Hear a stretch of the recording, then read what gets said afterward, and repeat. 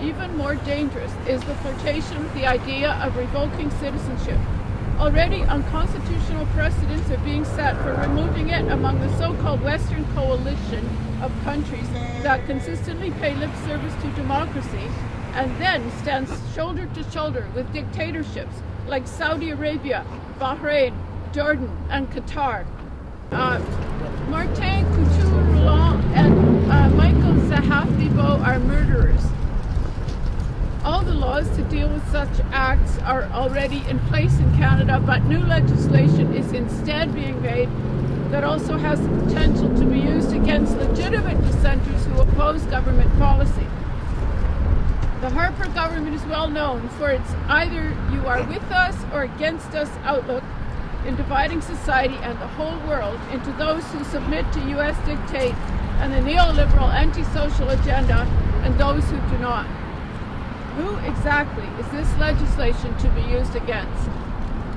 Moreover, the police are being militarized under the new security paradigm of fighting terrorism, as can be seen by the lockdown of Ottawa following the actions of a lone gunman. The measures that the Harper government wants to normalize also include control and censorship over the internet, the unconstitutional and illegal act of taking citizenship away, and removing the mobility rights granted by the Canadian Charter of Rights and Freedoms. This has already begun with the confiscation of passports. All Canadians have the right to leave and enter Canada freely unless they have committed a crime.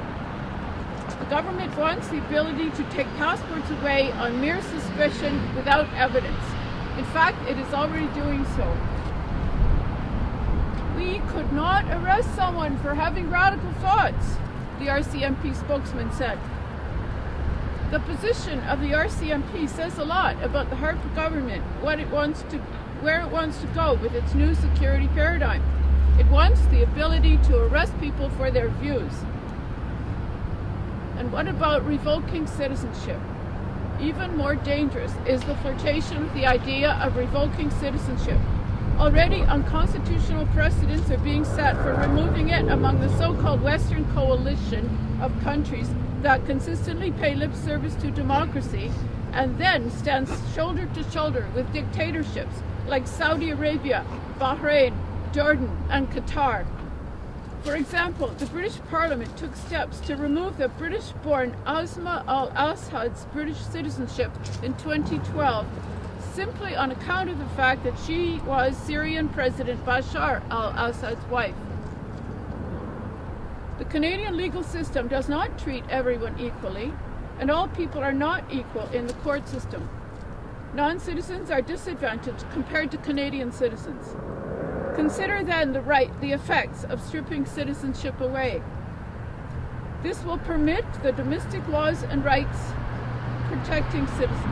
A prime example is the use of security certificates where people can be detained indefinitely, without trial, without seeing the evidence against them, without due process, and a chance to defend themselves in open court. That's it. It's important to think about these things. Thank you.